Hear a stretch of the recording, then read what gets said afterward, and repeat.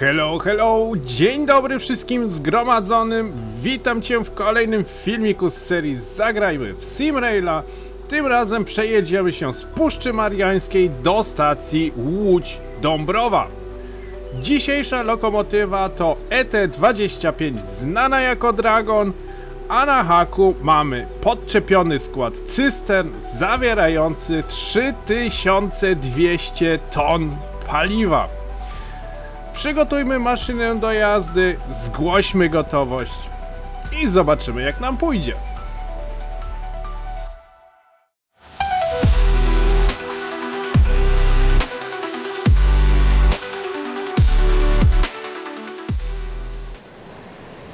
W kabinie maszynisty, jak widać, wszystko jest wyłączone. Wystartowałem sobie scenariusz specjalnie kilka minut wcześniej, żeby po prostu przygotować całą lokomotywę od podstaw. Dobra, najpierw uaktywnijmy kabinę. Au! Na słuchawkach to nie było fajne. Oj. Sorry za to, nie spodziewałem się, że to tak zapiszczy. Podnieśmy przedni pantograf. Bo mając paliwo z tyłu, na tylnym pantografie to chyba się raczej nie jeździ, więc podniesiemy przedni pantograf, żeby iskry, które mogą się spod pantografu tworzyć, żeby nie spadały na cysterny z paliwem. No, nie byłoby fajnie. Dobra. Wyłącznik szybki mamy. Od razu mogę wyluzować hamulec sprężynowy, bo zapomnę zaraz o nim. I zabierzmy się... system się włączył. I zabierzmy się do wpisywania tutaj danych do komputera pokładowego. 87628 ID maszynisty. SHP, poziom startowy tutaj. Dane pociągu, lokomotywa Dragon. Tak jest. Numer pociągu 114 312. Tu mamy. SHP mamy. Wprowadzono numer pociągu. SN zatwierdzony. Zasadniczo już mam przygotowaną lokomotywę, mam jeszcze 2 minuty do odjazdu, ale w międzyczasie już zgłoszę się, nie zgłoszę się, bo radio muszę najpierw muszę włączyć radio. Z tym radiem to też wam opowiem historię po drodze, co się tutaj zdarzyło na tym scenariuszu, jak jechałem prywatnie, także będzie na pewno ciekawie. W międzyczasie zgłaszamy się do dyżurnego ruchu.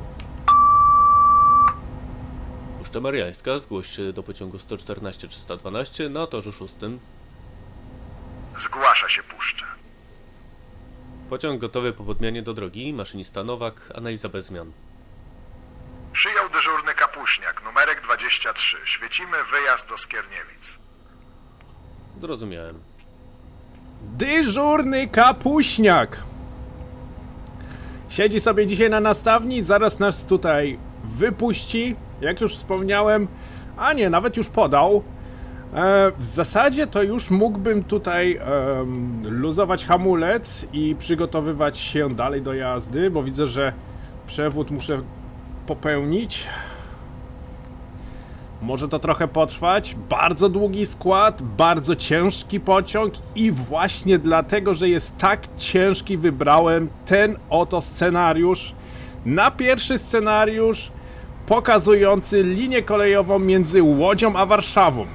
Nowe DLC wyszło niedawno, przed kilkoma dniami i właśnie zdecydowałem się dzisiaj pokazać fragment, gdzież jeden ze scenariuszy właśnie z tej linii kolejowej.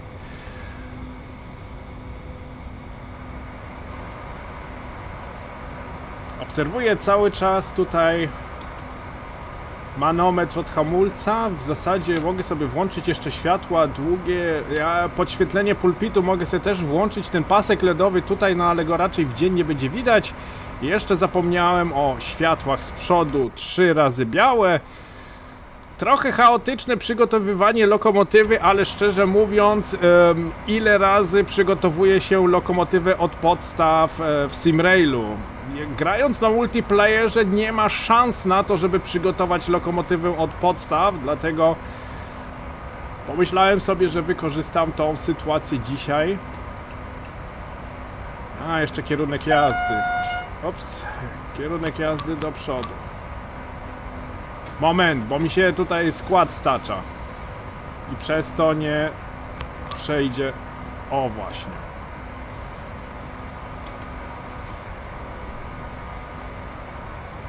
Także jedna z zalet scenariuszy, można sobie wystartować 5 minut wcześniej i przygotować całą lokomotywę od podstaw. Można również przygotować sobie scenariusz, wystartować sobie scenariusz bez przygotowywania lokomotywy.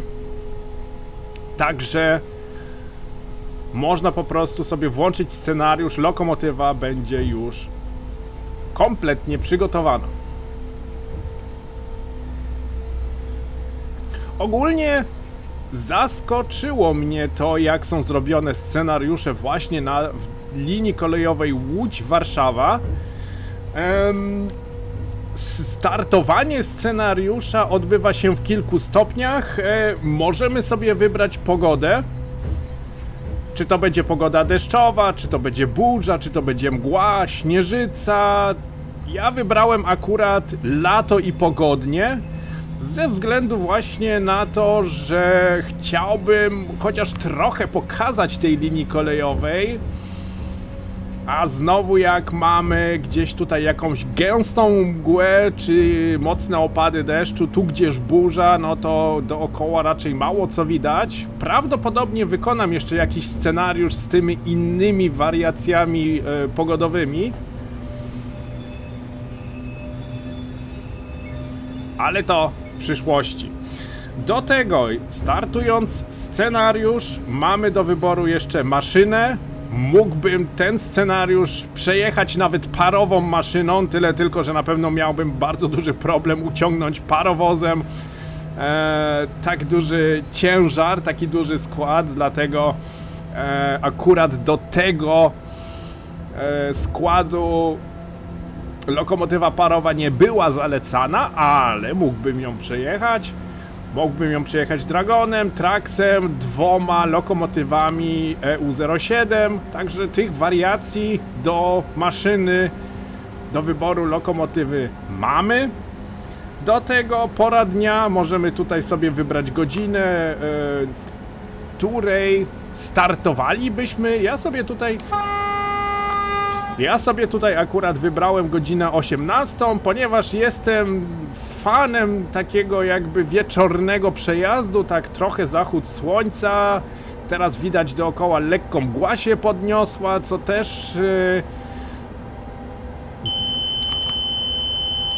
też dodaje swojego uroku.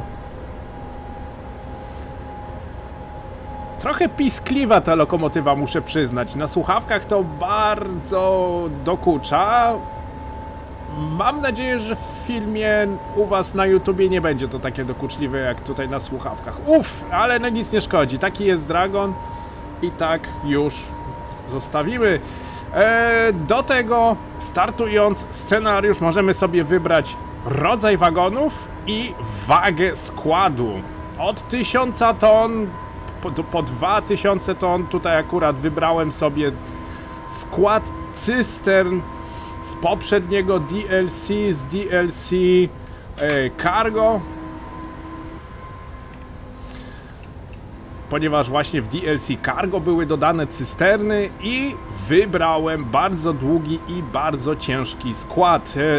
Druga możliwość prowadzenia ciężkiego pociągu to będą chyba raczej kontenery, chociaż tej drugiej możliwości jeszcze nie próbowałem. Ja próbowałem ten scenariusz przejechać od punktu A do punktu B kompletnie. Zasadniczo to 2 razy próbowałem, ale raz coś nawaliło na stacji w Skierniewicach i nie mogłem dostać wyjazdu ze stacji. Ale niestety odbywało się to na słabszym komputerze, więc podejrzewam, że coś mogło się nie załadować. No, drugi raz mi się udało, ale po drodze też miałem kilka ciekawych przygód. Między innymi zniknęło... O właśnie, zniknęło mi radio. I chyba drugi raz to samo się zdarzyło. Nie mam bladego pojęcia, dlaczego znika radio w tym scenariuszu. Jeżeli ktoś z Simraila ogląda mój filmik, pojawia się mały problem. Dobrze, że mam włączone automatyczne zmienianie kanałów, bo zmiana kanałów nie byłaby możliwa. Ale guziki są. Radio stop jest tutaj.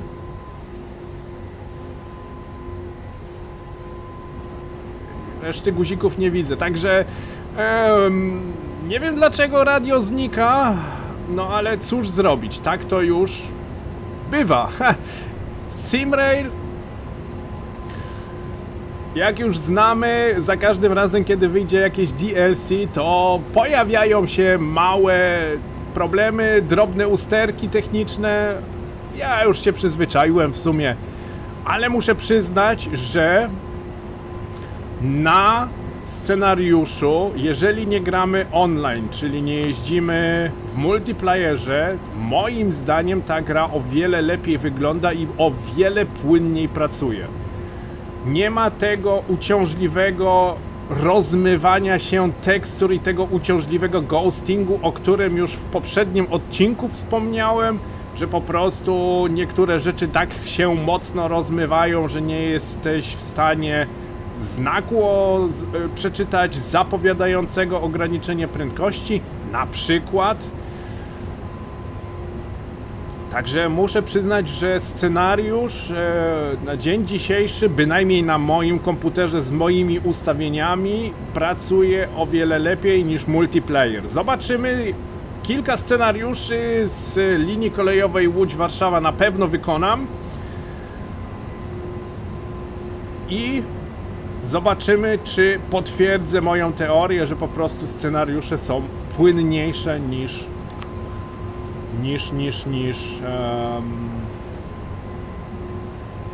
multiplayer.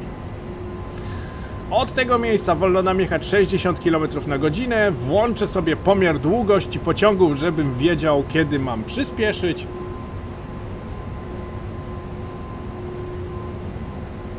Zaraz będzie piszczeć.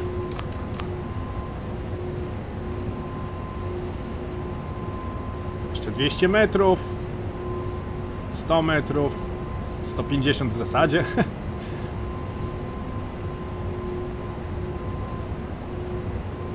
Jeszcze jedno, co mnie zaskoczyło w dodatku do Simraila.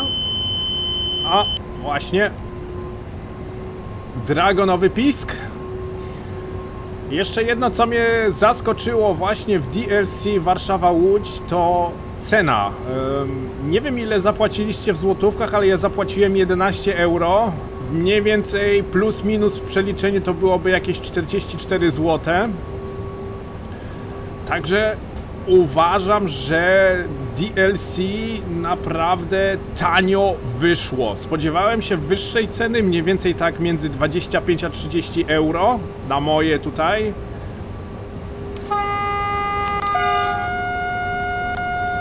Ale jednak zaskoczyła mnie cena. O, widzicie? Patrzcie, kurde, bohaterzy.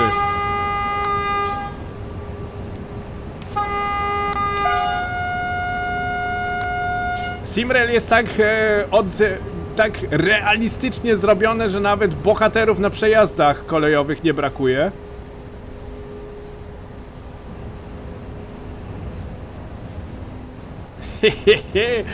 Realistyczny symulator kolejowy, gdzie nawet kierowcy nie zatrzymujący się na zabezpieczonym przejeździe kolejowym, nawet ci znaleźli swoje miejsce w Simrailu, ale to kierowcy w Simrailu to od początku gry to pamiętam, że to z tym był problem.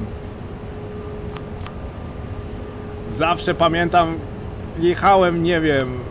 Pierwszy mój filmik z Simraila, jaki jechałem, to był właśnie filmik, gdzie na każdym przejeździe kolejowym byli zablokowani kierowcy w samochodach. No i praktycznie za każdym razem, jakbym tak trącał samochody, to bym z każdego przejazdu kilka ze sobą zabrał. Także standardowa sprawa Simraila. Ale to są dla mnie takie bugi, które nie wpływają na rozgrywkę, to są bardziej takie bugi kosmetyczne, problemy kosmetyczne, które większego wpływu na rozrywkę nie mają. Te samochody tutaj nie są na szczęście wymodelowane, także uderzając w taki samochód nie zabieramy go ze sobą.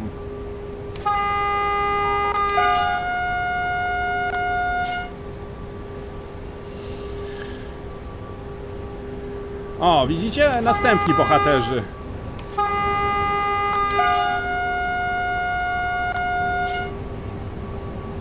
Może to trzeba dłużej trąbić, żeby zatrzymali się. Nie, tu były bariery, tu były szlabany, okej. Dobra. Przed nami tarcza ostrzegawcza. Zaraz zobaczymy, co pokazuje.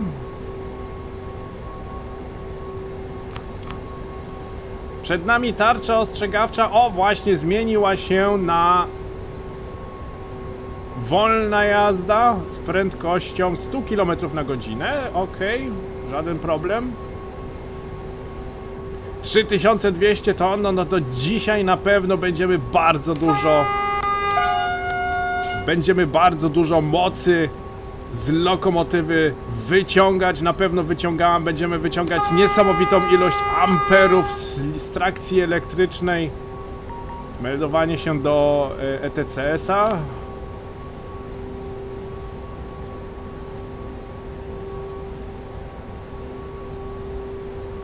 Pojawiła się ikonka, meldowanie do ETCS-a poziomu 2.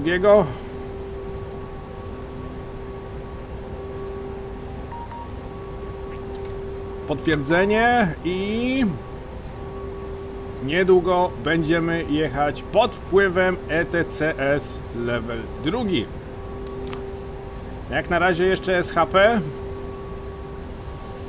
I tu mamy znak aktywujący ETCS poziomu 2. Tak, i już wiemy, co się przed nami dzieje. Z tym ETCS-em też miałem tutaj przygodę, akurat nie w tym scenariuszu, tylko w tym drugim scenariuszu od właśnie pociągów towarowych na linii kolejowej Warszawa-Łódź. W pewnym momencie dostałem błąd ETCS, brak komunikacji z czymś tam i nie mogłem pociągu ruszyć. O, patrzcie, ile tutaj pociągów jest. Pociąg pod nami, pociąg z prawej, bo uwielbiam w symulatorach kolejowych właśnie jak mamy takie mijanki pociągów, że praktycznie jedziemy równolegle do siebie, albo mijamy jeden pociąg, albo po prostu przez dłuższy okres będziemy tutaj razem jechać. Bardzo fajnie to jest zrobione. Muszę przyznać, uwielbiam to. Od tego miejsca 100 km na godzinę mogę w zasadzie zwiększyć swoją prędkość na tempomacie. A nie, ja mogę jechać maksymalnie 90, sorry. Akurat ETCS tutaj nie pokazuje, że mogę jechać maksymalnie 90 km na godzinę. Ja wiem, że mogę maksymalnie 90 jechać, bo jechałem już ten scenariusz i rozhuśtałem te 3200 ton do prędkości 100 km na godzinę z kilkoma punktami na minus, no ale tak już bywa. 114 312, zgłoś się do Skierniewic. Okej. 114 312 na odbiorze. Poczekamy chwilę przed peronami. Wjedzie pośpieszno od strony Łowicza i pojedziemy dalej. Zrozumiałem. Czekamy przed peronami. Musimy poczekać, aż osobowy wjedzie na stację Skierniewice. No i tutaj właśnie mi się pojawił pierwszy błąd na moim, powiedzmy, sypialnianym komputerze. Tam mam złożony komputer, mój stary komputer gamingowy właśnie w sypialni.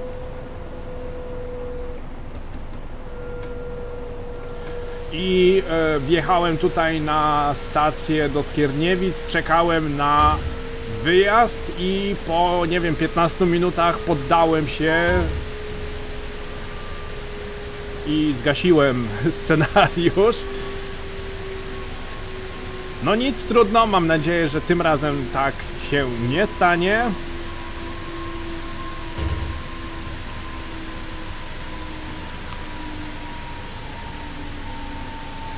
Przed nami czerwony semafor. Wyluzuję hamulec, w zasadzie dociągnę tutaj na elektrodynamicznym.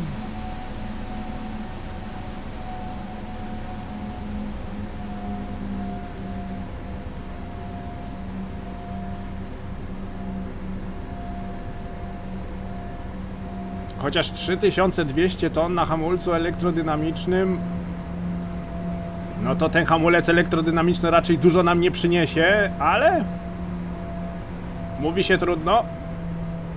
Jest jak jest. Bardzo lubię to malowanie EN57 tutaj właśnie w barwach łódzkich kolei. Oj, zapomniałem jak się nazywa ten przewoźnik. W każdym bądź razie EN57 właśnie w tych kolorach mi się bardzo podoba. Bardzo fajnie zrobiony.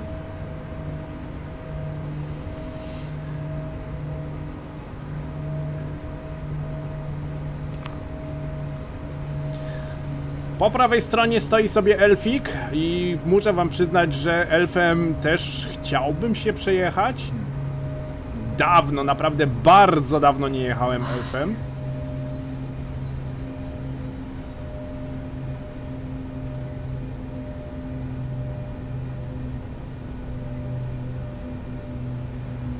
Stacja Skierniewice. Bardzo fajnie zrobiona, rozglądałem właśnie podczas mojego 15-minutowego postoju i czekania na wyjazd, rozglądałem się tutaj po tej stacji. Jest bardzo fajnie zrobiona, bardzo detalicznie.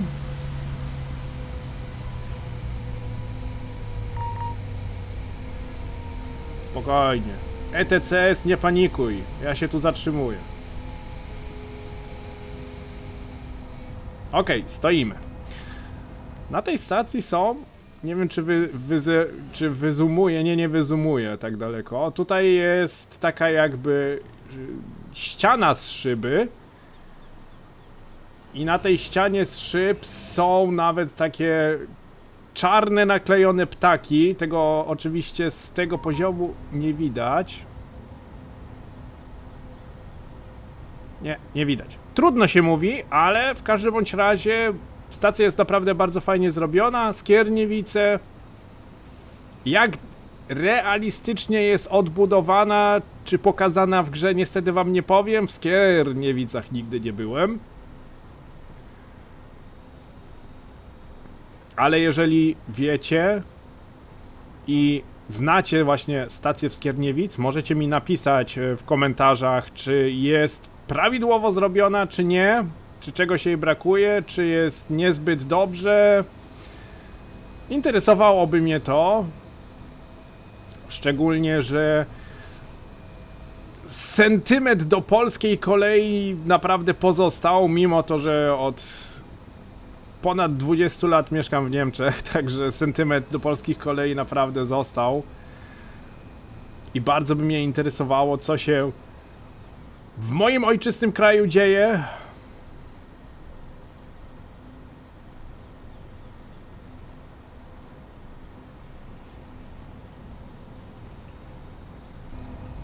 Mam nadzieję, że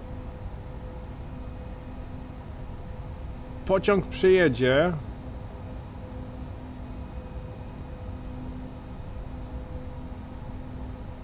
Bo widzę, że już jesteśmy opóźnieni.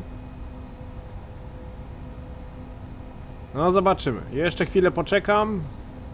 O! Stąd widać, widzicie? Nawet są tutaj takie czarne ptaki poprzyklejane na te szyby tutaj. Mały detal, ale jednak jest wbudowany w grze.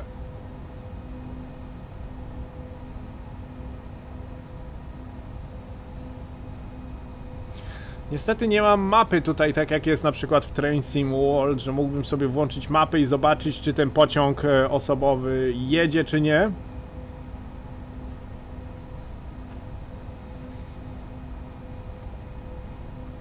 No raz mi się udało przejechać ten scenariusz, ale skoro raz mi się też błąd pojawił, no to możliwe, że pojawił się znowu.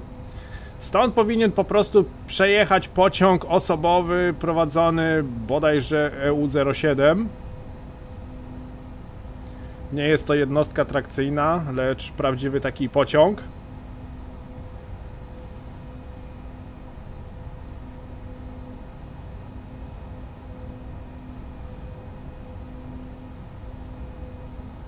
No nic, poczekamy, zobaczymy.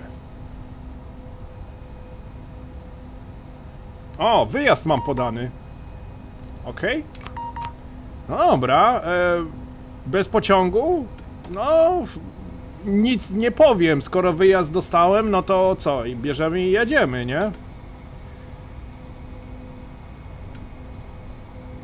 Czy przegapiłem ten pociąg, oglądając tutaj stację? Chyba nie. Dobra. Zadajemy moc. Sygnał baczność, że pociąg zaczyna ruszać. I jedziemy pomału. Lokomotywa Dragon, jedna z moich ulubionych lokomotyw w tej grze. Tym razem lokomotywie o imieniu Usia. Chyba że to jest jakiś skrót od czegoś, ale podejrzewam, że to jest raczej nazwa lokomotywy. Usia. Moja ulubiona lokomotywa. Jeżeli jeżdżę multiplayera właśnie w Simrailu, jeżdżę najczęściej Dragonem. Kolejną lokomotywą, jaką najczęściej jeżdżę, jest Trax. Potem Byczek. No i na końcu te wszystkie EU07, EP08 i tak dalej.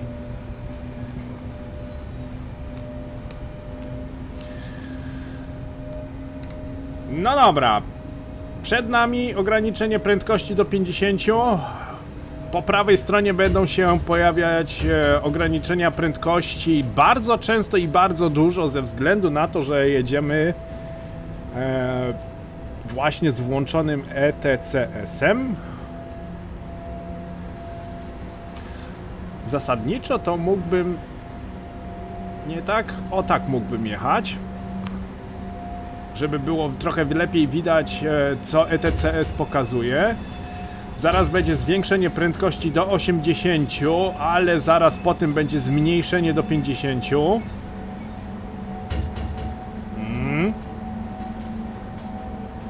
Tu jest zmniejszenie do 50, bo rozjazd. Za rozjazdem będzie zwiększenie prędkości do 100 km na godzinę.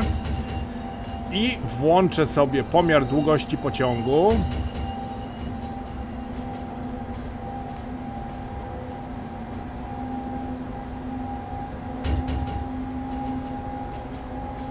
Fajnie słychać stukot kół.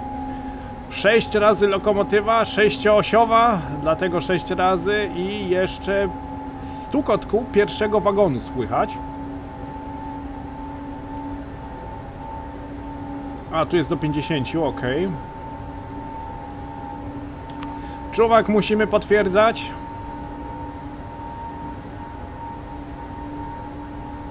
Nie zapominając właśnie o nim. SHP już nie musimy potwierdzać, na nas uważa ETCS, ale czuwak jednak trzeba tutaj kasować regularnie. Ale z tym to raczej problemu nie będzie.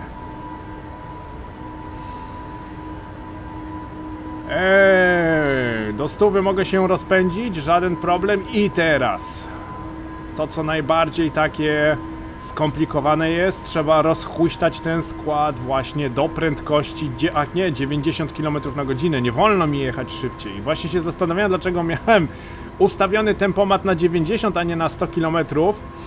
No ale właśnie 3200 ton z setną hamowania 71%, no to raczej nie będzie dozwolone szybciej jechać. W sumie w Niemczech jest również podobny przepis. Pociągi, pogoda się zmieniła, pociągi towarowe cięższe niż bodajże 2500 ton i do tego jeszcze z ładunkiem niebezpiecznym, jakim mamy na przykład tutaj paliwo, czyli cysterny, również nie mogą jeździć szybciej niż 90 km na godzinę.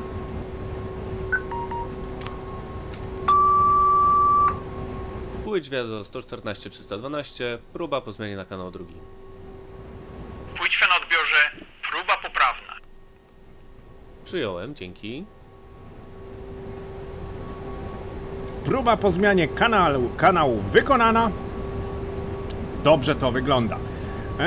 Pociągi towarowe z ładunkiem takim właśnie niebezpiecznym, jak cysterny z kwasem na przykład, gdzieś tu z jakimś chlorem, tu gdzieś paliwo, kerozyna i tak dalej, również nie mogą jeździć szybciej niż 90 km na godzinę i do tego pociągi w Niemczech jeżdżą w dolnych ustawieniach PZB, czyli w ustawieniach 55.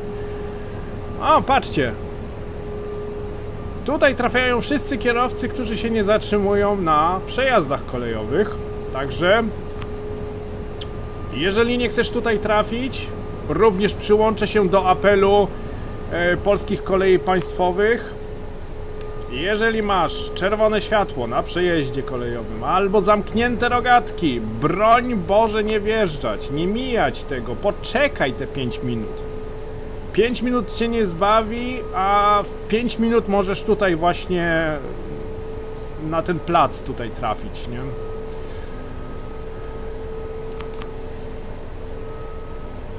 Z tego co zauważyłem, mam kilka grup na Facebooku właśnie, na których są pokazywane wiadomości, co się właśnie na polskich torowiskach dzieje i ostatniego czasu jest plaga właśnie na niezatrzymywanie się na przejazdach kolejowych i w ten sposób bardzo dużo wypadków się dzieje. Co mnie w zasadzie trochę martwi, ze względu na to, że nie dość, że samemu można stracić życie, to jeszcze maszynista ma uraz psychiczny do wykonywania zawodu, który na przykład lubi. Prowadzenie pociągów nie tylko jest zawodem, ale dla bardzo dużej ilości osób jest również pasją. I właśnie nie z jego winy może mieć uraz psychiczny.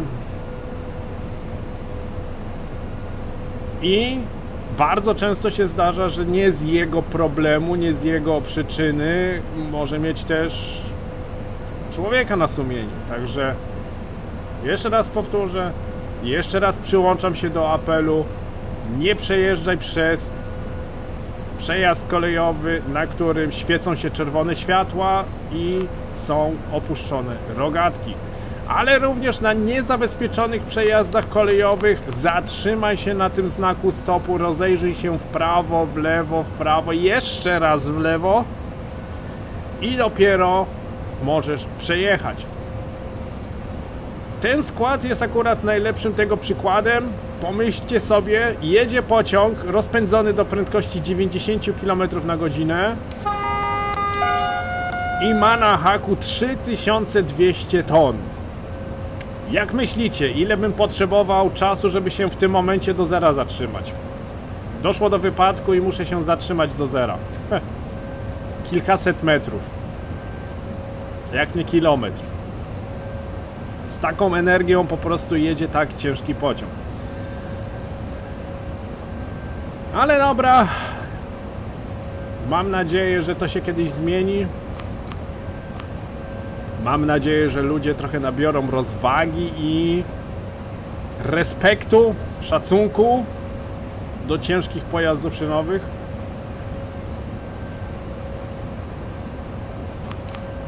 No ale czas pokaże.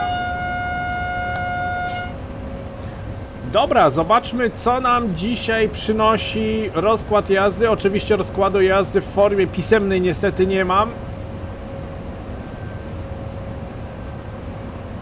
A nie, to skacze strzałka. Myślałem, że mam poślizg kół i strzałka po prostu skacze, ale strzałka skacze, bo nie mogę się tutaj rozpędzić. Jest tutaj lekko pod górkę i prawie mam załączoną...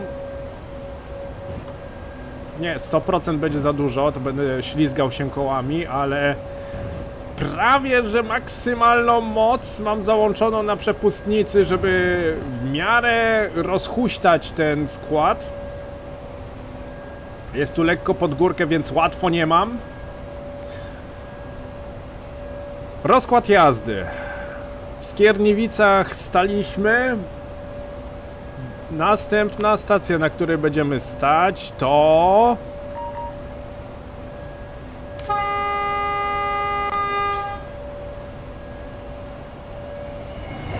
O! Byk z osobowym. Super sprawa. Następna stacja, na której będziemy stać, jest Łódź Widzew i tylko w Łodzi. Okej, to zobaczymy, jak to będzie. Nasz przejazd będzie dzisiaj mniej więcej na długości około 78 km, coś około 78 km. Także kawałek mamy do pokonania. Czas przejazdu mniej więcej 1,5 godziny, w zależności od tego, jakie spóźnienie nabije. Niby zaczęliśmy punktualnie,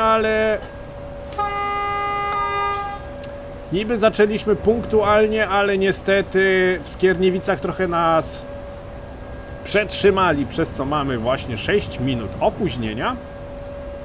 Ale nic nie szkodzi, mam nadzieję, że trochę to nadrobię. Co tu się pokazało? Informacja systemu DSAT, funkcję detekcji przekroczeń nie wykryto.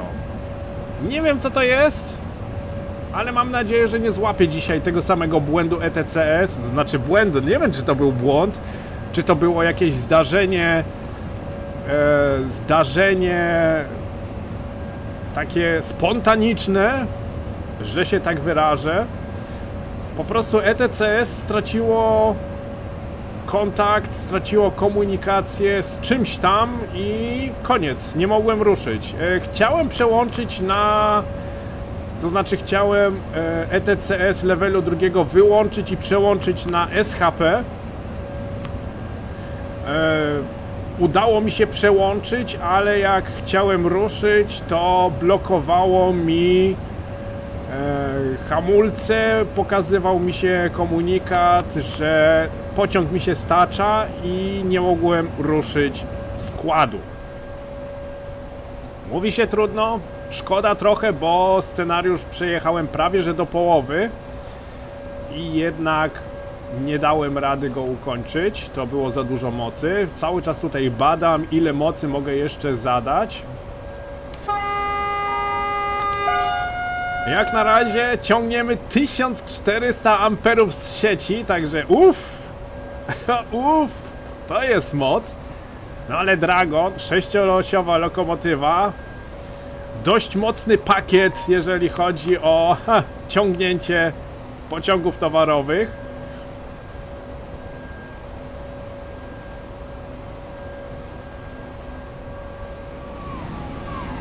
Dwa elfiki, super. Tutaj nie mogłem się przyzwyczaić właśnie do tego, że czasami pojawiają się znaki o przejeździe kolejowym, ale pojedyncze znaki, nie podwójne, nie ma tych dwóch trójkątów z tą ciężarówką, tylko jest jeden trójkąt z ciężarówką. I nie mogłem się do tego przyzwyczaić, że przy jednym trójkącie z ciężarówką nie trąbi się, nie podaje się sygnału baczność, nie podaje się właśnie tego charakterystycznego RP1. Podejrzewam, że jest to właśnie związane z przepisami ruchu kolejowego, jakie są w Polsce, ale troszeczkę mnie to zdziwiło, że właśnie się nie gwizda. 5 minut, ok, trochę nadrobiliśmy, super. Minutę, zawsze to coś. Co tu stoi po lewej stronie? Dragon z kontenerowcami.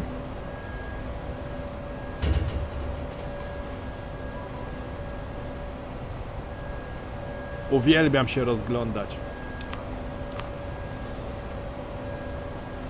Do tego scenariusz sam w sobie jest też bardzo fajnie zrobiony, ze względu właśnie na to, że jest bardzo dużo taboru kolejowego, który mijamy. Możemy się tu naprawdę często rozglądać i właśnie podziwiać to, co nadjeżdża z naprzeciwka, to co właśnie nas mija. Tu gdzieś po bokach stoi. Niektóre składy są naprawdę bardzo ciekawe, na przykład lokomotywa ciągnąca jednostkę EN57.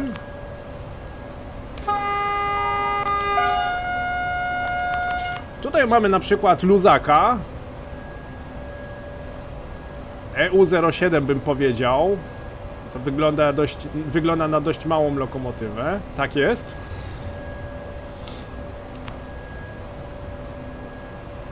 O!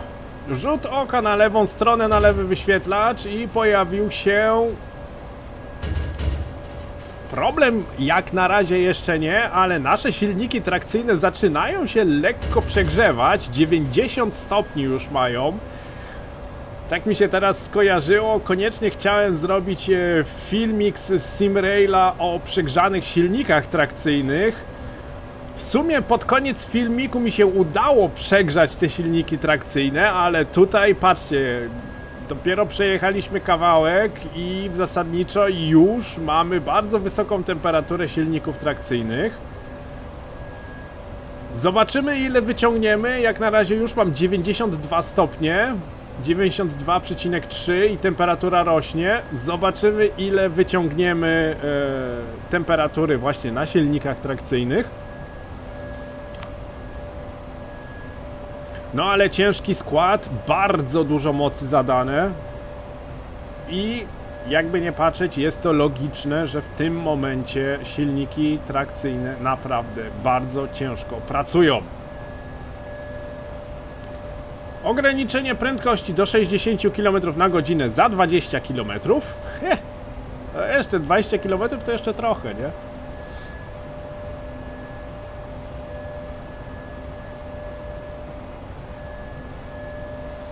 Jeszcze trochę tutaj właśnie mamy. Sceneria bardzo ładna, bardzo fajnie zrobiona. Do tego lato, pogoda. Słonko sobie świeci.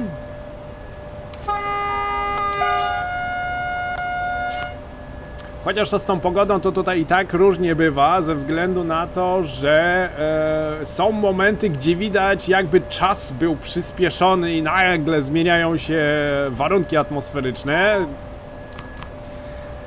Jeżeli to tam, wiecie, zachmurzenie przychodzi, zmienia się z zachmurzenia na słońce i ze słońca na zachmurzenie, to jeszcze idzie, ale na przykład tak jak jest teraz, to już miałem właśnie na swoim prywatnym przejeździe miałem właśnie to, że na przykład z takiego zachmurzenia jak teraz nagle zrobiło się pogodnie, bezchmurnie. No bywa już. Bywa. Ale fakt, że można sobie przejechać scenariusz z własnymi ustawieniami naprawdę mnie z jednej strony zaskoczył, ale z drugiej strony naprawdę ucieszył, ponieważ można sobie naprawdę zorganizować scenariusz na przykład w nocy i we mgle. Albo scenariusz z rana i z burzą, w południe może być słonecznie. O, Dragonik ciśnie.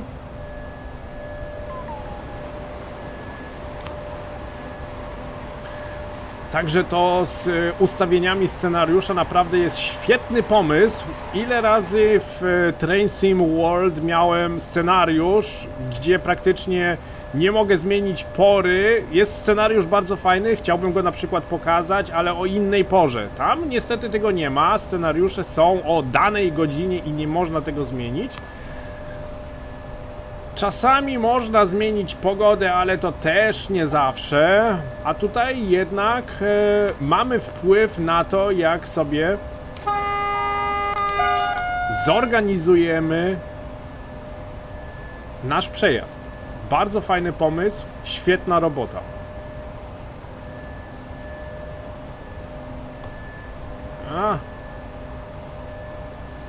Siła na przepustnicy prawie że 100%. Widzę, że tutaj spada właśnie moc zadana ze względu na to, że się zbliżamy do 90. I właśnie z tego względu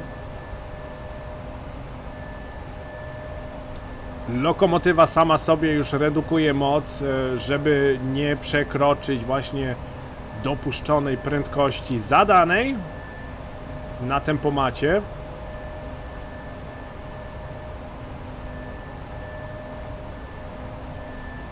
Strasznie dużo czarnych plamek się na szybie pojawiło. Usuńmy je.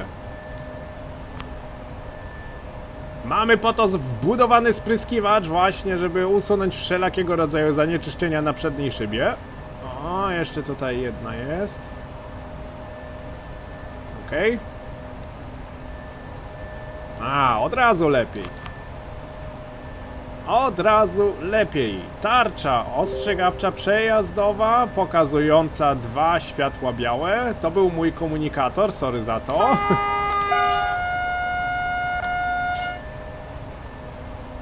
Ten dźwięk to nie był dźwięk z lokomotywy, tylko to był mój komunikator. Zapomniałem tutaj go wyłączyć.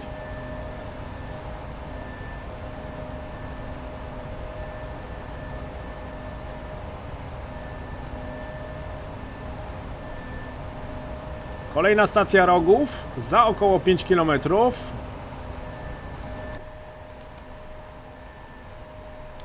Bardzo fajna lokomotywa, uwielbiam tą lokomotywę, chociaż jest jeszcze jedna lokomotywa, którą bym się bardzo chętnie przejechał właśnie w Simrailu. Mam nadzieję, że prędzej czy później ta lokomotywa wejdzie. Jest to polska lokomotywa, więc jest bardzo duża szansa, że się pojawi. Jak ta lokomotywa się nazywała? Od Pesy ta lokomotywa była. Patrzcie, zapomniałem nazwy. Lokomotywa od Pesy, która ciągnie najczęściej pociągi pasażerskie. Pesa Link to była jednostka trakcyjna, to nie było ten. Zapomniałem. Ale znawcy polskich linii kolejowych na pewno będą wiedzieć, o którą pesę mi chodzi, o którą lokomotywę mi chodzi. Zapowiedź ograniczenia prędkości do 150. Marzenie takim składem. Nie dość, że się nie mogę rozpędzić tak daleko i tak szybko, to jeszcze nie chciałbym siedzieć w składzie z 3200 ton paliwa i nagle 150 na liczniku. Powiedziałbym, że jeżdżąca bomba. Jakbym się wykoleił, to naprawdę by łupło. Byłoby co gasić, no, na pewno. Od tego miejsca wolno jechać 150 km na godzinę. Muszę przyznać, że na tej linii kolejowej te znaki i zapowiadające prędkość, i znaki pokazujące... O, patrzcie jaki bohater. O, jeszcze jeden.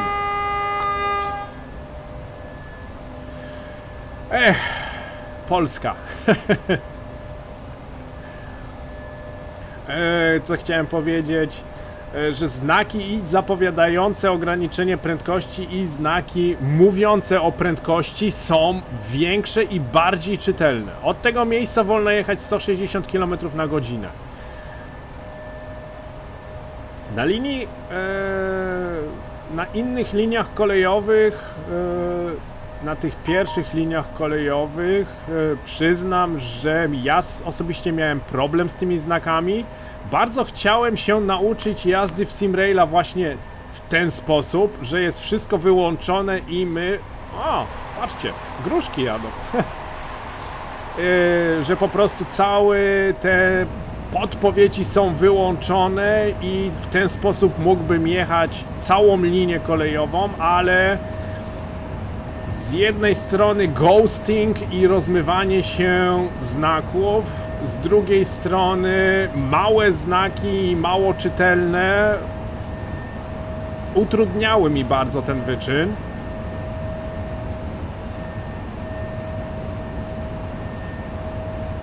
Ale może kiedyś, może jak się bardziej przyzwyczaję do Simraila i bardziej do tych ustawień graficznych, może zrobię sobie raz przejazd właśnie w taki sposób, że całe UI tutaj będzie wyłączone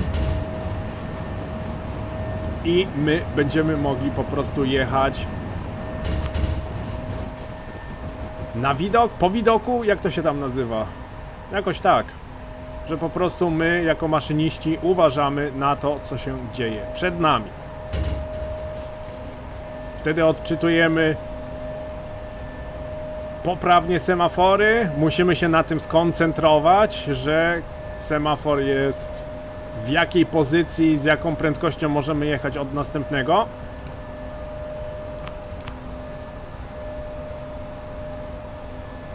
No... Kolejny kontenerowiec po prawej stronie. Z jaką lokomotywą? A, z bykiem. Ten charakterystyczny, okrągły kształt. Bardzo lubię to malowanie właśnie. Takie niebieskie malowanie PKP Cargo z tymi jasno-zielonymi dodatkami. Ogólnie bardzo lubię kolory malowań PKP Cargo. Malowanie Cargo Unit też fajnie wygląda na lokomotywach. Czarne lokomotywy są naprawdę mało spotykane. Z tego co kojarzę, to czarne lokomotywy ma firma, żeby teraz gafy nie strzelić. O! Widzicie? I zmieniłem kamerę razem z pogodą. Czarne lokomotywy ma firma MRCE. Mitsui Rail MR Corporation coś tam. Także firma, która zajmuje się ogólnie leasingiem lokomotyw i właśnie MRCE ma charakterystyczne lokomotywy właśnie w czarnych malowaniach. Jadę 91 km na godzinę. Oj, nie to chciałem. Nie to chciałem. Chciałem przejść na hamulec elektrodynamiczny z lekko zwiększoną mocą. Żebym tutaj nie darł szybciej niż 90.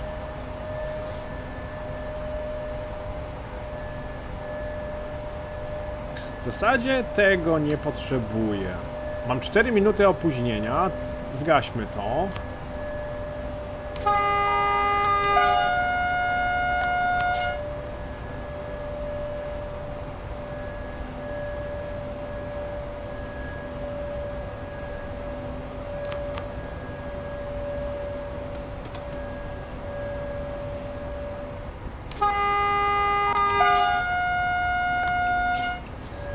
Wcisnąłem sobie hamulec i teraz straciłem trochę z prędkości. Teraz na pewno nie będę jechał szybciej niż 90. Teraz znowu muszę się do tej 90 rozpędzać, także aj.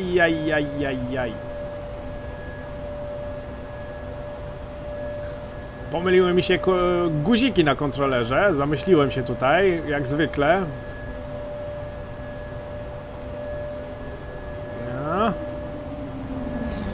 A ten charakterystyczny dźwięk EU07, nie? Kontenerowców bardzo dużo tutaj jeździ, widzę.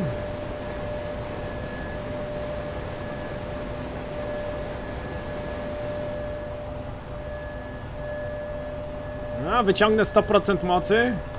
A, 100% mocy, 1600 amperów. No, rachunku za prąd raczej bym nie chciał zapłacić za tą lokomotywę.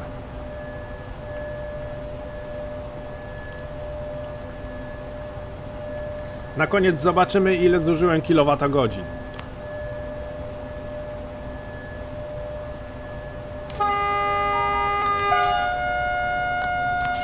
Bardzo lubię, jak ETCS właśnie pokazuje znaki, które po prostu nas tutaj oczekują. Znowu będzie sygnał baczność i będzie ograniczenie prędkości do 60 km na godzinę.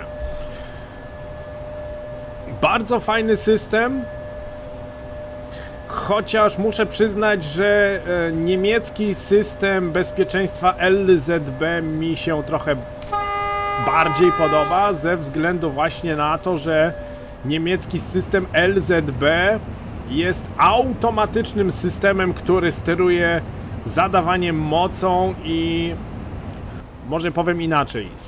Włączony system LZB plus włączony tempomat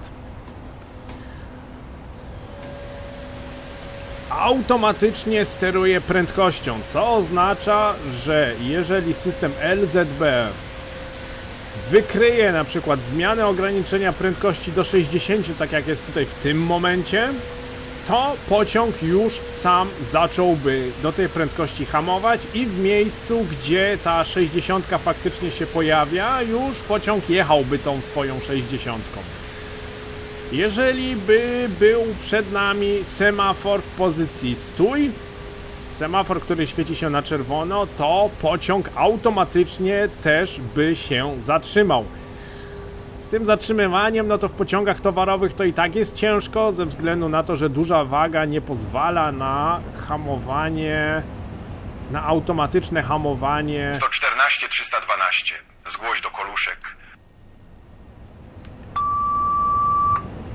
114 312 zgłasza się. Chwilowo bez wyjazdu. Krzyżowanie z pociągiem od Żakowic Południowych. Bez wyjazdu, dziękuję. No okej, czyli musimy się zatrzymać, mamy mały postój. W pociągach towarowych, szczególnie w tych ciężkich pociągach, automatyczne hamowanie, no to jest takie... też działa, ale to trzeba uważać bardzo mocno na to. Ale w pociągach osobowych to automatyczne hamowanie i automatyczne utrzymywanie prędkości działa jak najbardziej poprawnie. Fajna sprawa. Tego mi w ETCS brakuje. Niby też bardzo fajny system, ale jednak nie steruje automatycznie pociągiem. ETCS to jest tylko i wyłącznie, to są tylko i wyłącznie informacje dla maszynisty, co się dzieje właśnie przed pojazdem. Przed składem. No dobra, jesteśmy tutaj kierowani jeszcze w bok. Przypomniał mi się cytat z filmu z Pazurą. Ta winda jedzie w górę. A co ma jechać? W bok? Ojejku, jejku. Te niektóre polskie filmy to jest złoto.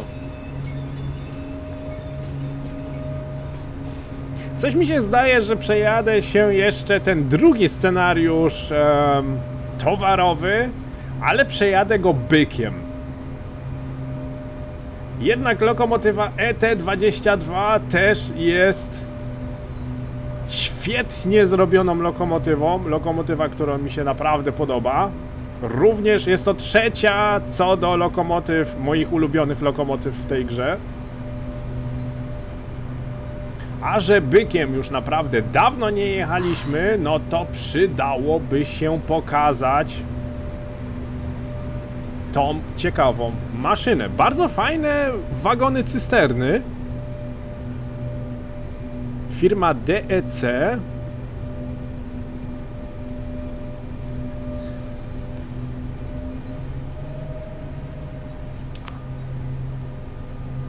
Chyba zdaje mi się, że te wagony są również właśnie z dodatku cargo. z DLC Cargo właśnie do Simraila. Bo nasze kontenery, nasze cysterny są takie szare, popielate, a te są jednak takie bardziej kolorowe.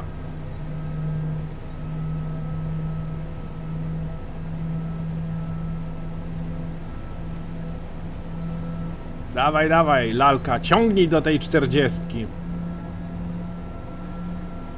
Nie chcemy tutaj robić... za dużo mocy. Nie chcemy tutaj robić opóźnień.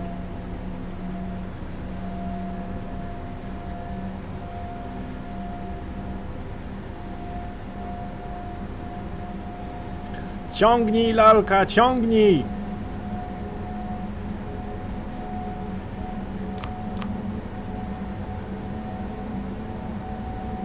Tutaj też ta nastawnia bardzo fajnie wygląda.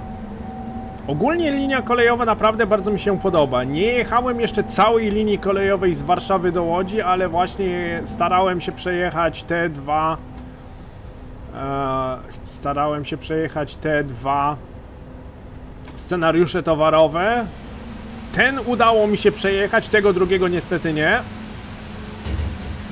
Ale powiem, że naprawdę bardzo mi się podoba, jak cała linia kolejowa jest wykonana. Jak wygląda? 92 stopnie, to jeszcze nie jest tak źle. 92 stopnie silników trakcyjnych. Uff. Oj, myślałem, że podjadę na wprost. No to teraz super, będę 2 tory blokował zamiast 1. No ale dyżurny postanowił nas tutaj na ten tor skierować. Okej.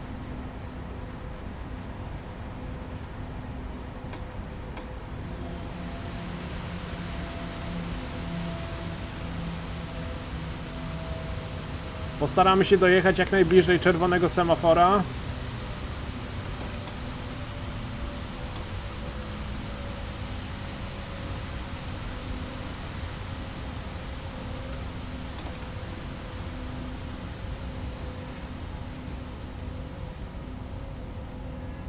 Chwila koncentracji.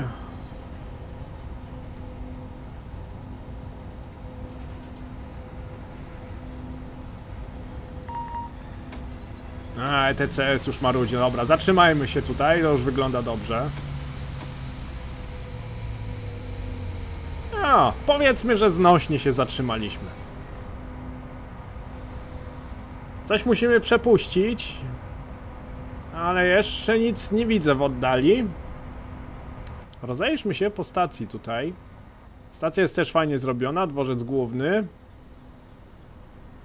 Koluszki. Do tego pogoda, słonko świeci, lato w pełni. A my siedzimy za sterami Dragona. O, coś jedzie.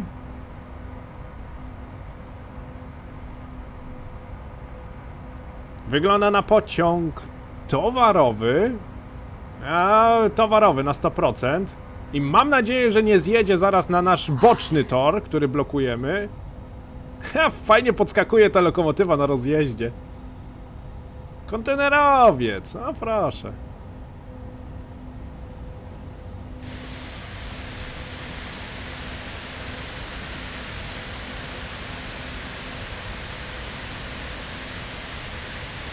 I jak płynnie ten pociąg jedzie, nie to co na multiplayerze, że go tam przycina, bo jakieś tam połączenia z serwerem nie funkcjonują. O, mam nadzieję, że zrobią jakiś pakiet scenariuszy jeszcze dodatkowy do tej gry. Fajnie by było, bardzo fajnie robią scenariusze do Simraila. Porównując Simraila do innych symulatorów kolejowych, to scenariusze w Simrailu są naprawdę świetnie zrobione. O, jazda na widoczność, tak to się nazywało. Dobrze, że tu jest napisane, to mogłem przeczytać. Simrail ma najlepsze scenariusze, zaraz po tym jest Train Simulator Classic, a Train Sim World jest na pozycji 3, jeżeli chodzi o scenariusze. W Train Sim World te scenariusze są takie trochę monotonne. Mało kiedy człowiek się tam zatrzymuje na czerwonych semaforach, mało kiedy coś tam się dzieje. Dobrego scenariusza, gdzie trzeba wykonywać jakieś manewry albo jakieś interesujące przejazdy, to naprawdę trzeba szukać. Także muszę pochwalić zespół Simraila właśnie za to, że scenariusze są tutaj tak fajnie zrobione. I mamy tutaj bardzo dużo taboru, który nas mija, mamy tutaj czerwone semafory, na których się zatrzymujemy, mamy tutaj dyżurnego, z którym się musimy skontaktować.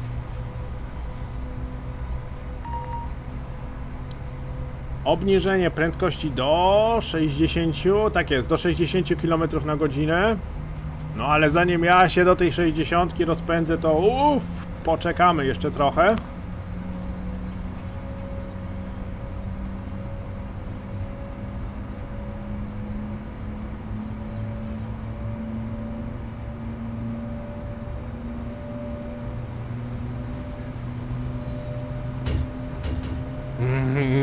Ten stukot kół, super sprawa.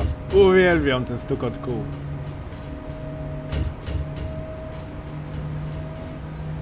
Już tyle razy mówiłem, tyle razy się już powtarzałem, ale powiem jeszcze raz, stukot kół dla mnie jest nieodzownym zjawiskiem, które należy do kolei. No, zawsze pamiętam, że jadąc pociągiem był ten taki charakterystyczny, rytmiczny stukot kół, który czasami bardzo dobrze wyciszał, bardzo dobrze uspokajał. Zawsze się jako dziecku w pociągu zawsze się chciało spać, no właśnie ze względu na to, że ten rytmiczny taki stukot kół się pojawiał. Przechodzimy w system SHP. Dobrze, że mam automatyczne zmianę kanału, bo bym tutaj już kanału nie zmienił. Żakowice Południowe, zgłoś się do 114 312, próba radia na 7. 114 312. W Żakowicach słychać bardzo dobrze. Zrozumiałem, dzięki. W Żakowicach słychać dobrze. Próba kanału wykonana.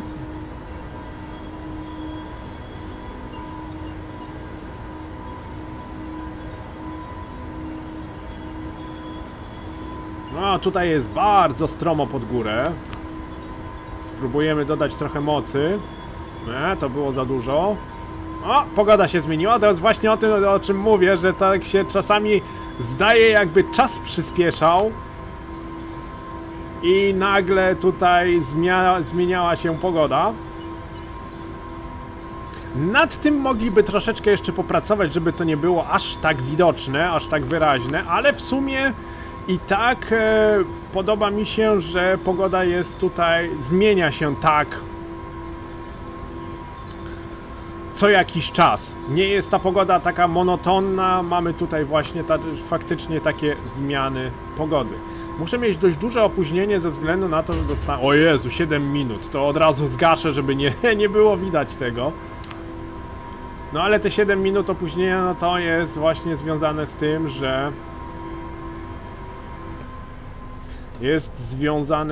że... postoje mamy po drodze. No nic, trudno. Tak, czasami bywa. Ja i tak uważam, że wszystko poniżej 10 minut jest ok.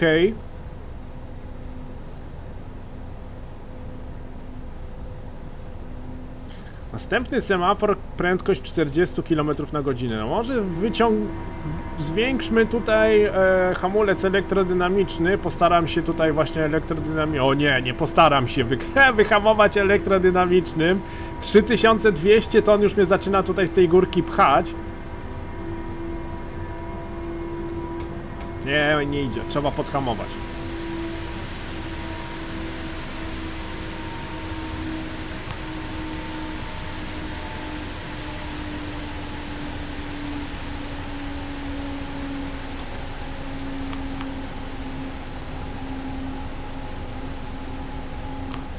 powtarzacz, że od następnego semafora 40, faktycznie od tego semafora 40 km na godzinę, od następnego semafora V max.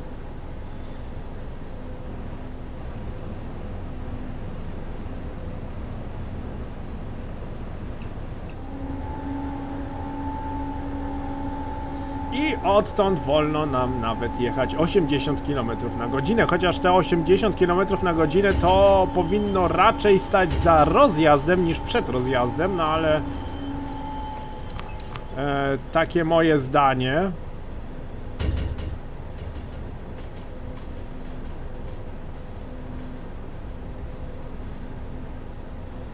Ach, mogłem sobie włączyć pomiar długości pociągów, to wiedziałbym mniej więcej od kiedy mogę się rozpędzić.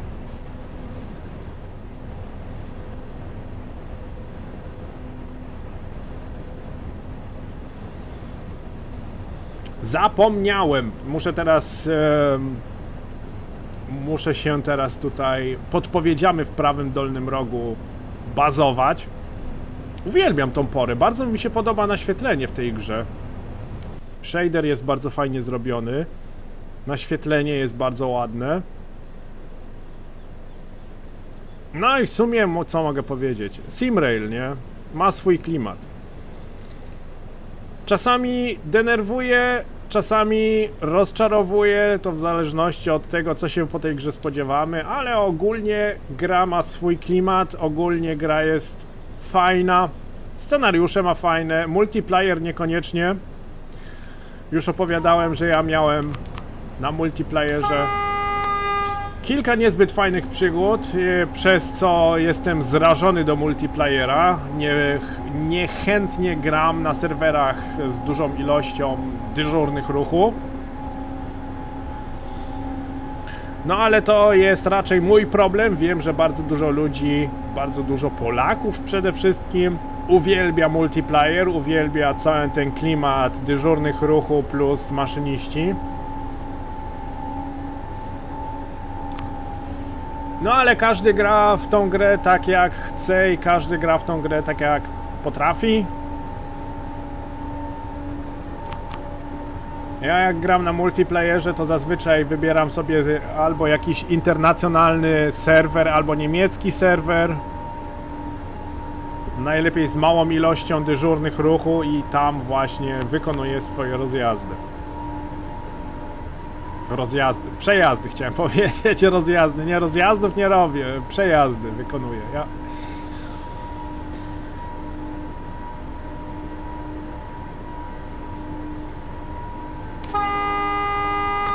A to nie był znak dla mnie, okej. Myślałem, że ten znak o nadchodzącym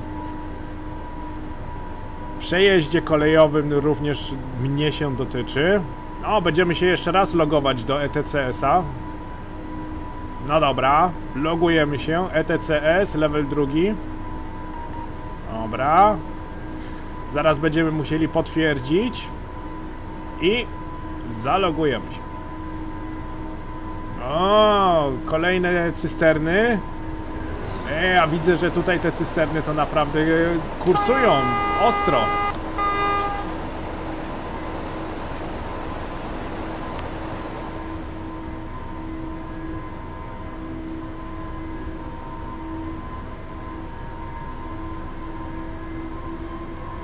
Za dużo mocy, zaczęły się koła ślizgać.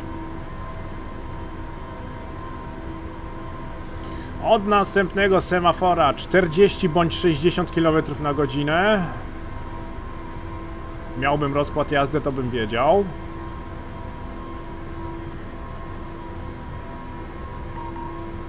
Potwierdzenie logowania się do ETCS. No, wyjedź mi przed pociąg. Zatrzymał się, o, ma szczęście. Farciarz, tym razem mu się udało. Przed nami semafor świecący się na pomarańczowo, to znaczy pomarańczowy z pomarańczową belką, od tego semafora 60 km na godzinę, od następnego semafora V max. No dobra, 60 się rozpędzimy, do 60 się rozpędzimy, 60 będziemy jechać.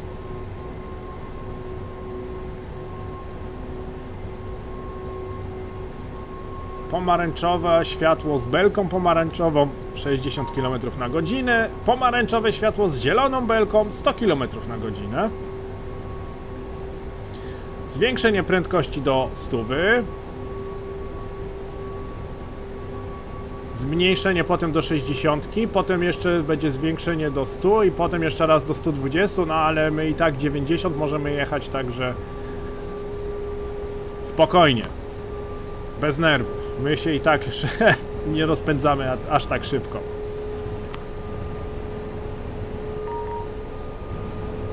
O, za szybko jadę. Już. Nie strasz mnie tu. O! Nawet jednostka trakcyjna nas przepuszcza tutaj.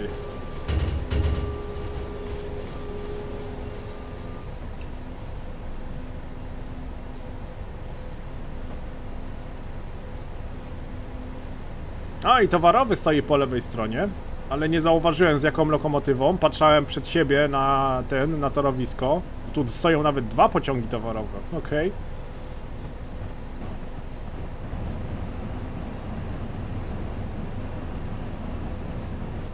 Ale tego drugiego jeszcze złapiemy. Co tu stoi? To też stoi byczek w zielonym malowaniu z żółtym charakterystycznym czołem.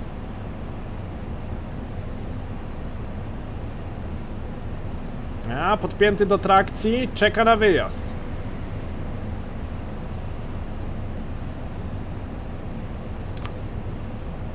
Wyjechałem? Wyjechałem. A, co jeszcze fajnego tutaj odkryłem, jest kamera, która jest na czole lokomotywy i możemy całą drogę jechać, tak jak pokazują to niektóre filmiki na YouTubie, gdzie praktycznie mamy Cab View, czy jak to po niemiecku się nazywa, Führerstand mit Fahrt. Tak, ta niemiecka nazwa zawsze mnie ciekawi, zawsze mnie rozbawia. Także można sobie kamerę ustawić w taką pozycję, co też nie jest wcale takie złe. Jeżeli wyłączymy jeszcze do tego UI, to naprawdę bardzo fajnie wygląda, szczególnie, że mamy tutaj widok na całą szerokość linii kolejowej. Widać dookoła wszystko, co się dzieje. Można się w ten sposób również można się rozglądać i patrzeć, jak ta linia kolejowa jest tutaj w grze odwzorowana. Także to ustawienie kamery naprawdę mi się podoba. W filmikach nie wiem, zobaczę jeszcze się zdecyduję, czy ją będę używał, ale w prywatnych przejazdach jak najbardziej. Bardzo fajnie to wygląda. Ta lekka mgiełka, jaka się teraz pojawiła, ta mgła jest nawet wolumetryczna. Po prawej stronie można zobaczyć, że cienie drzew są odzwierciedlone. Są odzwierciedlone właśnie na mgle.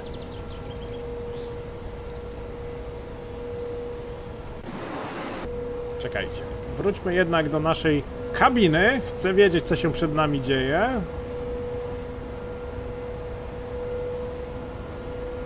Zadamy trochę więcej mocy, więc postaram się też szybciej rozpędzić. To jest za dużo. To chyba będzie na ten moment maksymalne, co możemy zadać.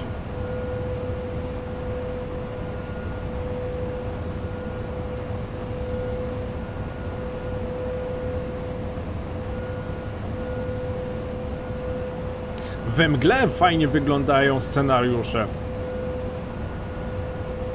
Warunki atmosferyczne naprawdę bardzo się zmieniają. Mamy albo bardzo gęstą mgłę, albo taką lekką, albo i w ogóle. Także we mgle też się bardzo fajnie jeździ, bardzo ciekawie.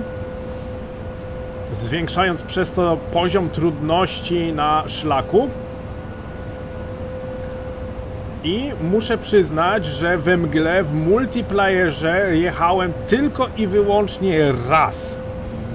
Nie pamiętam, jak to się mogło zdarzyć, że akurat wtedy jechałem we mgle, ale mgła to było zjawisko na multiplayerze, które się tylko i wyłącznie raz pojawiło.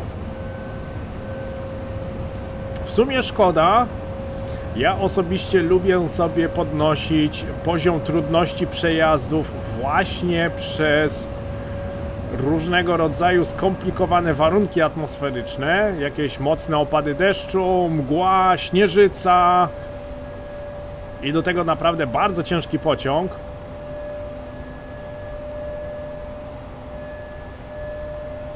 Bo nie oszukujmy się, na suchym torowisku i w słoneczną pogodę każdy potrafi jechać, no z trudnymi warunkami już jest trochę gorzej, bo lokomotywa jakby nie patrzeć traci przyczepność do torów.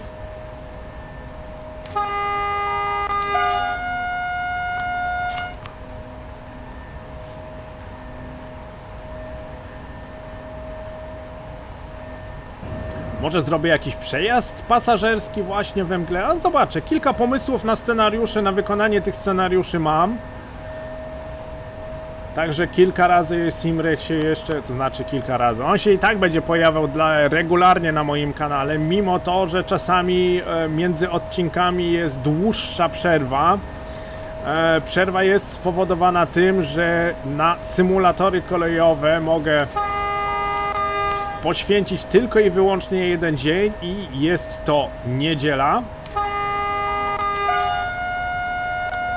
I w tym momencie ogarniam 3 symulatory kolejowe naraz. Tutaj mam Simraila, mamy jeszcze Train Sim World i Train Simulator Classic. Wszystkie 3 symulatory pokazuję na bieżąco na moim kanale, ale może się w tygodniu tylko i wyłącznie jeden film pojawić, dlatego może się zdarzyć, że w Simrailu pojawiają się dłuższe przerwy, ale nie martwcie się. Regularnie wszystkie 3 symulatory są ogrywane i pokazywane na moim kanale. Także kilka pomysłów na scenariusze jeszcze mam. Ten akurat tutaj jedziemy w słoneczną pogodę, w pogodną pogodę chciałem powiedzieć znowu. W słoneczną pogodę, ale kolejne scenariusze będą albo we mgle, albo w deszczu, w burzy. Zobaczymy. Na pewno nie będzie już tak łatwo jak teraz. Informacja systemu DSAT. Funkcje detekcji znowu nie zostały wykryte. Ok. Mam nadzieję, że to się nie skończy zaraz rozłączeniem od ETCS-a, bo jakby nie patrzeć, ten scenariusz chciałbym skończyć, bo już zostało naprawdę niedużo. 100 km na godzinę od tego semafora. Dobrze mówię? 120 pokazuje, ale 100 chyba. Chyba. I tak nie mogę jechać szybciej niż 90, to co ja mogę? Jak tam wygląda sytuacja na silnikach trakcyjnych? 94 stopnie, ok. Się troszeczkę zwiększyła temperatura. Cały czas jedziemy na bardzo rozgrzanych silnikach trakcyjnych. Zastanawia mnie, co musiałby zrobić maszynista, jeżeli faktycznie silniki trakcyjne rozgrzałyby się do wyższej temperatury. Czy lokomotywa jest w stanie dać sobie radę z wysoką temperaturą silników trakcyjnych, czy po prostu musi maszynista to gdzieś zgłosić jakiemuś dyżurnemu ruchu i na przykład na poboczu, na bocznym torze gdzieś musiałby się zatrzymać do czasu, aż silniki trakcyjne ostygną. Ciekawiłoby mnie, jak to jest właśnie prawnie i przepisami rozwiązane. I drugie pytanie, z jaką maksymalną temperaturą można jeździć, z jaką temperaturą silników trakcyjnych można jeździć. Jeżeli to jest 100 stopni i to jest ok, no to dobra, to można jechać. Jeżeli to jest 120 i to jest jeszcze ok, to też można jechać. Ale z jaką maksymalną jaka jest maksymalna dopuszczalna temperatura, nie? Żeby nie uszkodzić lokomotywy. My tu gadu, a tutaj tarcza ostrzegawcza pokazywała ograniczenie prędkości od następnego semafora 40 bądź 60.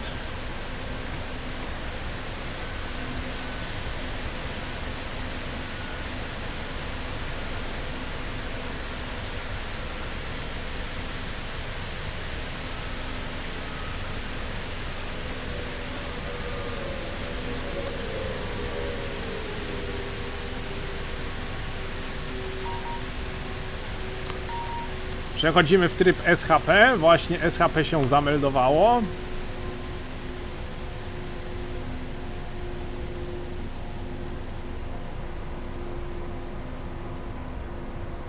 Chociaż z ETCS-em tutaj sobie pojeździmy. Jako pociąg towarowy, nie?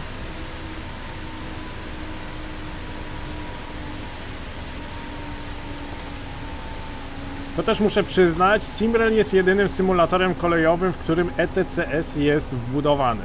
114 312 do Łodzi Widzew na odbiór. 114 312 zgłasza się. Czekamy na zwolnienie toru numer 1 przez pociąg osobowy. Jazda do Dąbrowy odbędzie się po torze lewym. Czekamy na osobowego i do Dąbrowy po lewej. Zrozumiałem. Okej. Czyli już niedaleko do naszej stacji końcowej. Teraz zatrzymujemy się na stacji Łódź Widzew. Od razu mi się kojarzy nazwa zespołu piłkarskiego właśnie z tego miasta. Widzew Łódź.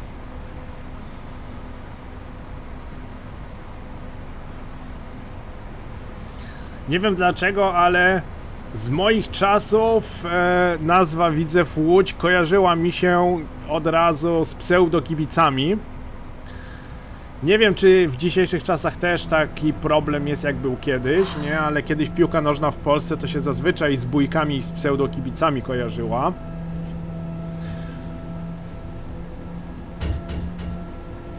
Także my się tu zatrzymujemy, mam lekkie opóźnienie.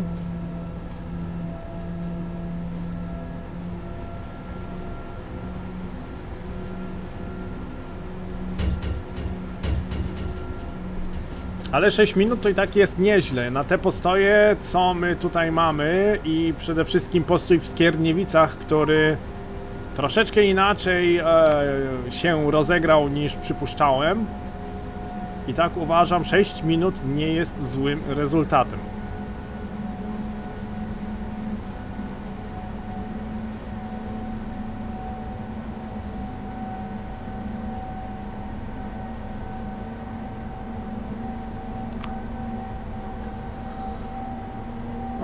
Okej. Rozpędzimy się tak mniej więcej do 40. Już czerwony semafor widzę przed nami. O, za dużo mocy.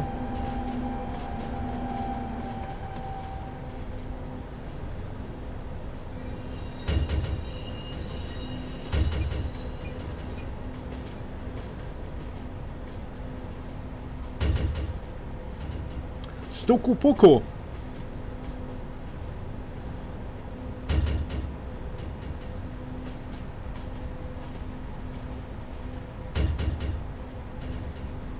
Uwielbiam stukot kół. Mógłbym go cały dzień słuchać. Uwierzcie mi, nie miałbym z tym jak najmniejszego problemu. A, byczek z węglarkami sobie tutaj stoi. Ciekawe, czy są pełne. A, czekajcie. O, pełne. Wypełnione jakimś piaskiem albo jakimś kamieniami. Może i piasek. Ale wróćmy jednak do kabiny. Nie chciałbym przestrzelić przez czerwony semafor, więc ostrożnie.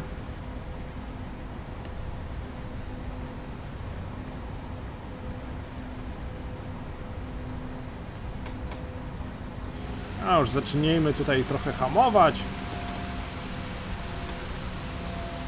Ten dworzec też jest bardzo fajnie zrobiony.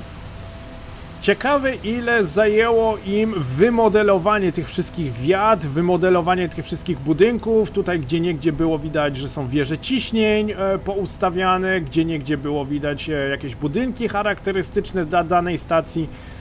Ciekawi mnie, ile zajęło im czasu w wymodelowaniu tego w programach trójwymiarowych, w programach 3D, bo jakby nie patrzeć, no to polskich assetów do symulatorów to raczej nie ma w bazie danych silnika Unity.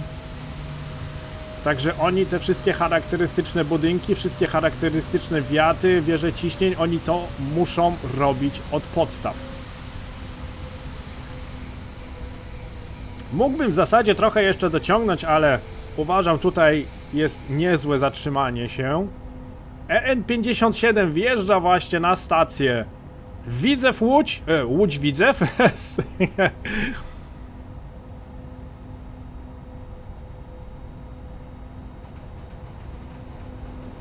I on teraz robi stuku puku. Musimy jeszcze na kogoś czekać. Może ten osobowy jeszcze tutaj, ale... Nie wiem. Zobaczymy. Do 19:33 mogę, to znaczy jest niby planowany postój. O, właśnie. Chciałem właśnie powiedzieć, że mógłby się trochę przeciągnąć, ale jak widać dostaliśmy wyjazd. Wyjazd maksymalnie z prędkością 40 km na godzinę. Znacznik mówiący o tym, że będziemy jechać po torze o kierunku przeciwnym. Od następnego semafora możemy jechać V max.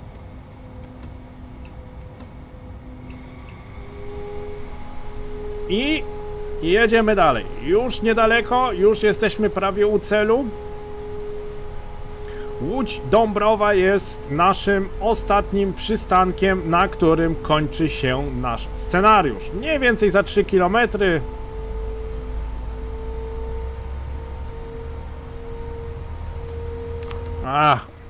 Rzućmy jeszcze raz okiem na Usie z cysternami. Jestem naprawdę pod bardzo dużym wrażeniem, że jedna lokomotywa może ciągnąć skład ważący ponad 3000 ton. I uwierzcie mi, czuć to po lokomotywie, że mamy bardzo ciężki pociąg. Czuć to po drodze hamowania, czuć to w rozpędzaniu się.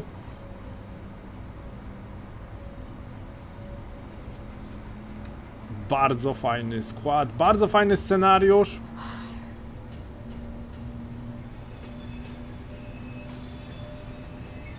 Aż musiałbym kiedyś odpalić sobie ten sam scenariusz z lokomotywą parową, tyle tylko, że oczywiście musiałbym wybrać inny rodzaj pociągu, trochę lżejszy i do tego może nawet kontenery. Chociaż kontenery i pociąg parowy, no to tak nie bardzo pasuje do siebie. Ale byłoby możliwe przejechanie pociągiem parowym, nie, lokomotywą parową z pociągiem towarowym, nie?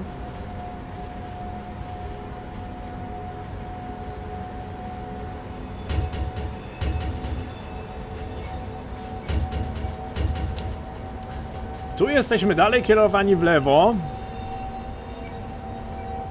I jedziemy na 100% po torze lewym, po torze o przeciwnym kierunku jazdy, właśnie dlatego, że będziemy kierowani tutaj na bocznicę towarową, jaka jest Łódź Dąbrowa.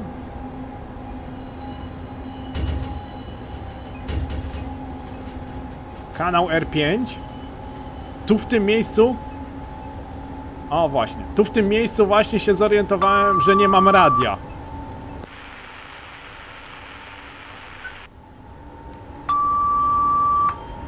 Widzew 114-312 z próbą po zmianie na 5. Słychać poprawnie.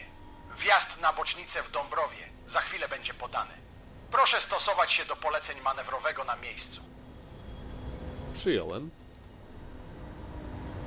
Okej, będziemy się stosować do poleceń manewrowego. Kogoś trzeba się słuchać.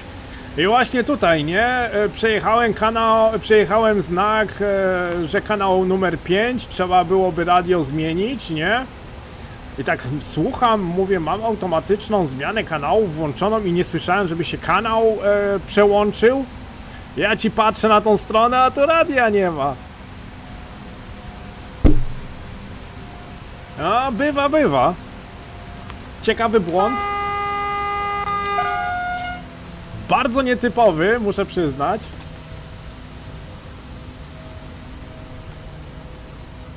Niepotrzebnie tak zwolniłem. Trochę tutaj za mocno włączyłem. Chciałem trochę przyhamować, bo widziałem, że rozpędzam się za szybko. I ponad 40 km na godzinę. Chciałem trochę przyhamować, ale trochę za mocno mi się zahamowało. No nic nie szkodzi. Rozpędzimy się.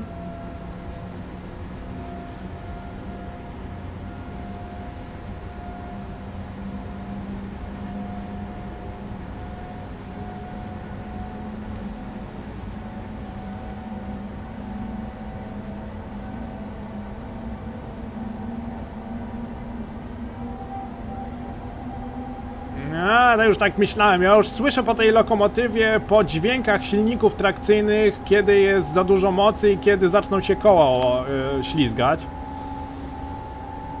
Ja już słyszałem, że lokomotywa zaczyna zmieniać dźwięk silników trakcyjnych.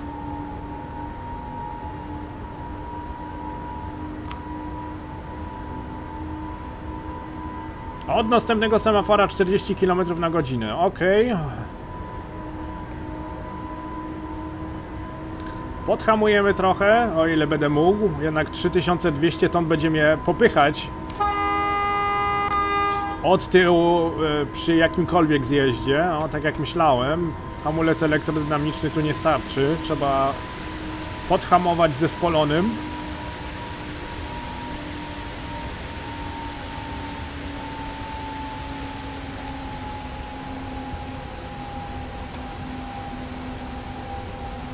No dobra, Łódź Dąbrowa za 700 metrów, zaraz nastąpi koniec naszego scenariusza, tym samym żegnam się z wami na dzisiaj.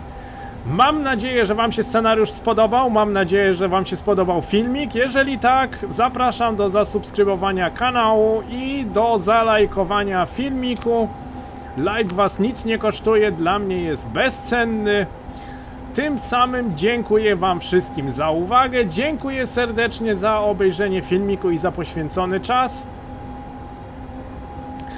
Zapraszam również do wspierania kanału, tym samym chciałbym powitać nowego partnera kanału, jakim jest Rafael, mój imiennik. Mój imiennik. Także dziękuję serdecznie za to, że zostałeś partnerem mojego kanału i za wspieranie. Jeżeli masz ochotę, również możesz zostać partnerem kanału. Pod filmikiem kliknij na guzik wesprzyj i można tam wybrać sobie opcję. Od następnego semafora czerwone światło, przy następnym semaforze musimy się zatrzymać, ale ja podejrzewam, że tu i tak musimy się zatrzymać trochę wcześniej. Zobaczymy, co nam tutaj manewrowy powie. To jest z górki i to dobrze z górki, widzę, że się pociąg rozpędza.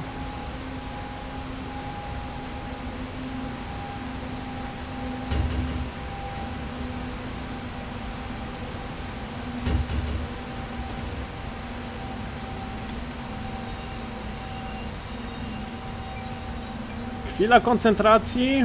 Zobaczymy zaraz, gdzie muszę się tutaj zatrzymać. Osobiście dojechałbym do semafora końcowego, do semafora czerwonego, no ale nie znam rejonów, ja tu tylko pociąg prowadzę. Zwolnijmy tak do 20 km na godzinę, to wtedy będę w 100% pewien, że będę się mógł szybko zatrzymać albo dotoczyć do kolejnego semafora.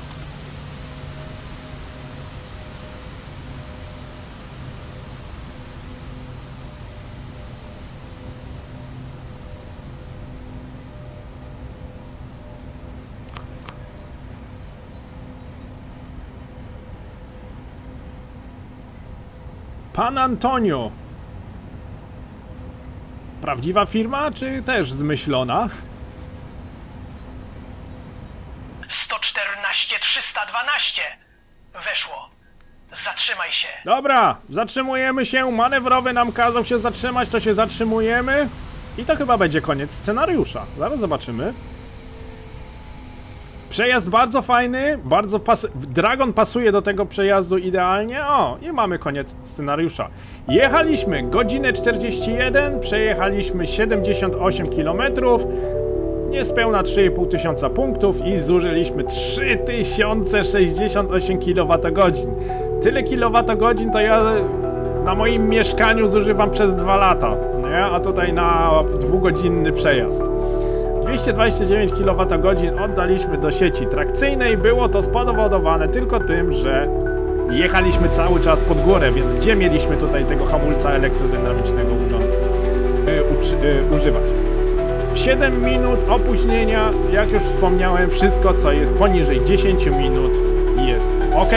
Tym samym dziękuję serdecznie za uwagę, dziękuję jeszcze raz za obejrzenie mojego filmiku. Zapraszam do kolejnego filmiku z serii Zagrajmy w Sim Raila. Do zobaczenia. Cześć!